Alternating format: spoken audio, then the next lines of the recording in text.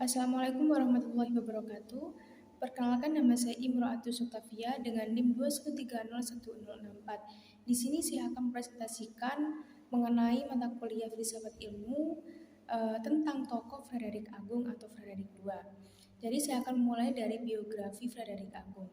Frederik Agung terkenal dengan nama Frederik II. Ia lahir di Berlin, Prusia, Jerman. Ia terkenal dengan tokoh yang menyukai bahasa dan seni Prancis dan membangun rujuk-rujuk Prancis. Ia merupakan brilian juru kampanye yang terkenal dengan serangkaian siasatnya dalam konsep peperangan.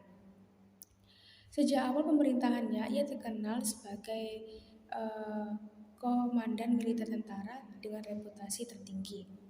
Ia menikah pada tahun 1733 dengan seorang dari anggota kerajaan Jerman yang bernama Elisabeth Christine yang tidak pernah ia pedulikan.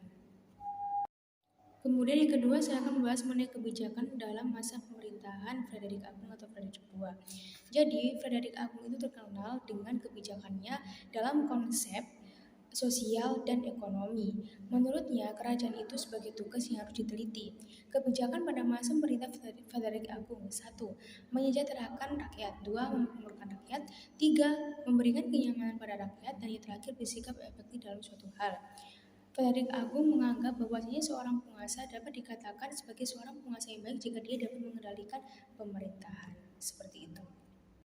Yang terakhir, saya akan membahas mengenai pemikiran atau teori Frederik Agung. Jadi di sini ada 3 teori yang akan saya bahas. Yang pertama yaitu konsep militer.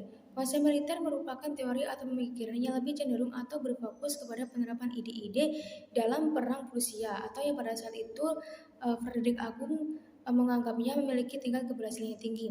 Yang kedua yaitu merkantilisme. Merkantilisme adalah suatu teori pemerintahan Eropa yang mana teori ini lebih berfokus kepada perekonomian pada periode 1500 sampai 1750.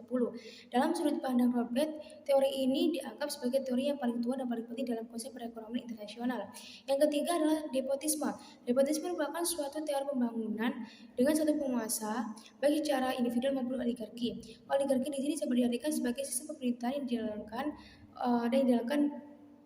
baik dari kelompok maupun tertentu yang memiliki tingkat kekuasaan politik absolut. Sekian dari presentasi saya. Wassalamualaikum warahmatullahi wabarakatuh.